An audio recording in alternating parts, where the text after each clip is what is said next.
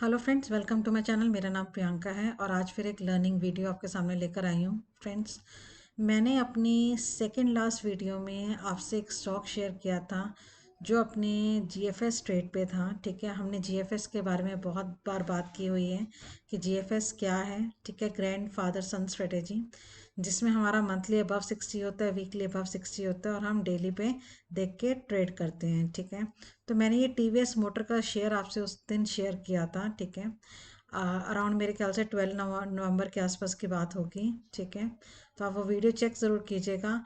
अब उसी वीडियो के बेसिस पे मैं आज आपको दिखाना चाह रही हूँ कि ये ट्रेड कैसे काम किया। ठीक है, बट उससे पहले आपको ये ज़रूर बताना चाहूँगी कि ऐसा बिल्कुल भी नहीं है कि 100% सारी चीज़ें काम करती हैं, बट थोड़ा सा रिस्क लेना पड़ता है, थोड़ा सा इन्वॉल्वमेंट दिखाना पड़ता है, तभी रिजल्ट्स आते हैं। ठीक है, तो फ्रेंड्स ये देखिए, जो टीवीएस मोटर का मंथली चार्ट है ये अबव 60 है।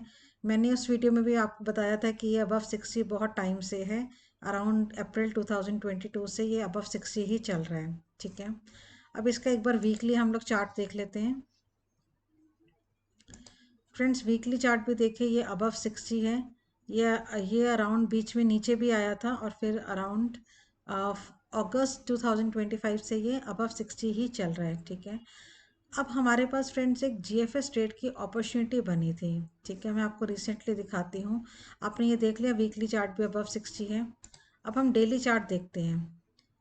अब डेली चार्ट में आप देखिए, यहाँ पे ये एक डाउनफॉल आया था। ठीक है, आपने यहाँ पर इस कैंडल का लो मैंने बताया था कि स्टॉप लॉस रखना है, और उस दिन हम शायद उस दिन आई थिंक ये 12 नवंबर का टाइम था, यहाँ पे हम लोग थे। ठीक है, तब मैंने आपसे कहा था कि ये एक अच्छी अपॉर्चुनिटी है टीवीएस मोटर की, बिकॉज सबसे पहला इसका क्या थंब रोल है, हमारा जो सेक्टर है ये परफॉर्म कर रहा है। ठीक है, फिर हम टीवीएस मोटर के स्टॉप पे आए, हमने मंथली वीकली डेली चार्ट देखा। ठीक है, मंथली वीकली दोनों अबव 60 हैं। डेली यहाँ पर 40 के आसपास आया था, 40 आरएसआई के आसपास। ठीक है, अब यहाँ पे हमें ग्रीन कैंडल चाहिए थी। ग्रीन कैंडल इस दिन बनी थी 7 नवंबर को। ठीक है, अब हमें क्या करना था, इस ग्रीन कैंडल की क्लोजिंग पे जो कि है 3456.80। ठीक है, यहाँ पे आपको क्लोजिंग के रेट आ रहे होंगे। जब मैं इस कैंडल पे ये रखती हूँ आइकन, तो 3456.80 पे इसके अराउंड हमें बाय करना चाहिए था, और हमारा जो स्टॉप लॉस इस कैंडल का लो था वो था 3341 का। ठीक है, तो इस स्टॉप लॉस के साथ हमने इसको बाय करा।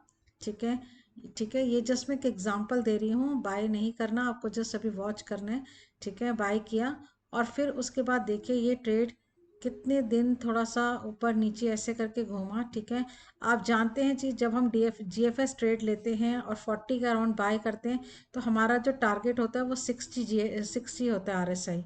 ठीक है, तो यहाँ पे हमने कहीं पे बाय कर लिया इसको। ठीक है, उसके बाद हम लोग ने वेट किया, ये स्टॉप लॉस कभी हिट नहीं हुआ, मार्केट थोड़ा सा ऊपर नीचे यहाँ पे हुआ मूवमेंट, और उसके बाद देखिए ये आपका जो 60 आरएस है ये आज टच हो गया, आज कंप्लीट हो गया था टारगेट। ठीक है, बट ये अभी भी इसके ऊपर जा रहा है, कोई बात नहीं, लेकिन आपका जो टारगेट था वो हिट हो चुका है। ठीक है, और वो आपका टारगेट यहाँ पे हिट हो चुका है। ठीक है फ्रेंड्स, ये जीएफएस ट्रेड की ताकत है। ठीक है, लेकिन यहाँ पे क्या था, यहाँ पे पेशेंस की इन्वॉल्वमेंट थी। अगर यहाँ पे किसी ने बाय करके सोचा होता कि 3-4 दिन में ही मुझे कुछ मिल जाएगा, तो शायद ना मिला होता, क्योंकि काफ़ी दिन तक तो मार्केट वहीं पे घूमती रही। आप देख रहे हैं कंसोलिडेशन का पैटर्न बनाया मार्केट ने। ठीक है, तो अराउंड ये मेरे ख्याल से 12-13 डेज का टाइम पीरियड होगा, उसके बाद मार्केट ने परफॉर्म करा। बट जीएफएस ट्रेड आपको क्या बताता है, ठीक है, आपको पेशेंस रखनी है, आपको अपने स्टॉप लॉस को फॉलो करना है। ठीक है, आपने एक थंब रूल को फॉलो करना है कि मंथली अबव 60, वीकली अबव 60 और डेली 40 के आसपास अच्छी ग्रीन कैंडल। ठीक है, लो को स्टॉप लॉस बनाया, क्लोजिंग पे आसपास बाय कर लिया। ठीक है, और फिर होल्ड किया। ठीक है, क्या होगा, या तो ज़्यादा से ज़्यादा आपका स्टॉप लॉस हिट हो जाता। ठीक है, ठीक है, या थोड़े दिन ये कंसोलिडेशन में जाता जैसे कि ये गया, और उसके बाद ये इसने आपका टारगेट भी हिट किया। ठीक है, बट अब इसमें एक क्वेश्चन और अराइज होता है कि सपोज स्टॉक ना आपका स्टॉप लॉस हिट कर रहा है ना टारगेट हिट कर रहा है, तो फिर आप क्या करें, आप उसको क्या लेकर बैठे रहें? नहीं फ्रेंड्स, ऐसा नहीं है, अपना थोड़ा सा कोई लिमिटेशंस बनाइए। ठीक है, आप कोई भी एक चीज़ को देख सकते हैं कि अगर आपको आपको थोड़ा सा कैंडल्स को भी वॉच करना पड़ेगा। ठीक है, अब आपके फेवर में अगर नहीं कुछ जा रहा, ठीक है, और बहुत ज़्यादा टाइम हो रहा है, ठीक है, अपने कोई नंबर ऑफ डेज फिक्स कर लीजिए कि मैं 20 दिन से ज़्यादा इस ट्रेड पे, अगर कंसोलिडेशन में चला गया तो मैं इसे एटलीस्ट मैं इसको एटलीस्ट जैसे 10 वर्किंग डेज के लिए फॉलो करूँगा या 15 वर्किंग डेज के लिए फॉलो करूँगा, ठीक है। इस तरीके से आप अपने जो टाइम स्टॉप लॉस भी लगा सकते हैं। ऐसा ज़रूरी नहीं है, क्या पता ये स्टॉक अगर 2-3 महीने तक कंसोलिडेट करता रहता तो थोड़ी ना आप इसको लेकर बैठे रहते हैं, ठीक है। तो आपको कहीं ना कहीं अपना एक टाइम स्टॉप लॉस भी लगाना पड़ेगा कि अगर मार्केट कंसोलिडेशन में चली गई, उसमें कुछ ऐसा मोमेंट नहीं हो रहा, ठीक है, तो फिर आप कुछ टाइम के बाद उस स्टॉक से एग्जिट कर लीजिए। भले उसके बाद वो कितना भी टारगेट हिट कर जाए, कोई बात नहीं, ठीक है, लेकिन आपको अपने थंब रूल्स बना के रखने पड़ेंगे, ठीक है। जो स्टॉप लॉस है आपको उसको रखना ही पड़ेगा कि स्टॉप लॉस हिट हुआ तो मुझे निकलना ही निकलना है। टारगेट हो तो हिट हुआ, अब जैसे यहाँ पे 60 से आ गया आज, टारगेट भी हिट हो गया, ठीक है, अभी भी ये बढ़ रहा है, ठीक है। अब उस केस में कुछ जिनके पास बहुत ही लिमिटेड सोर्स ऑफ मनी है, ठीक है, वो अपना टारगेट को अपना हिट हो गया तो अपना प्रॉफिट बुक करें, ठीक है। और जो लोग थोड़ा सा होल्ड कर सकते हैं वो कर सकते हैं, बट स्टिल मैं ये रिकमेंड करूँगी अपने टारगेट आपका आ गया और आप अपना बुकिंग कीजिए।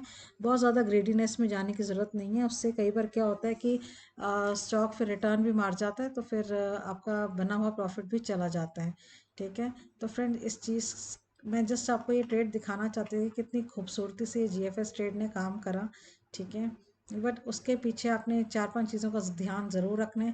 आपने सेक्टर को देखने कि सेक्टर स्ट्रांग है या नहीं, फिर स्टॉक में देखना है मंथली अबव 60, वीकली अबव 60 और डेली 40 के आसपास। ग्रीन कैंडल का वेट करना है, लो को स्टॉप लॉस लगाना है, ठीक है। 3 चीज़ें होंगी, या तो ये कंसोलिडेशन में चला जाएगा, या स्टॉप लॉस हिट हो जाएगा, या आपका टारगेट हिट हो जाएगा।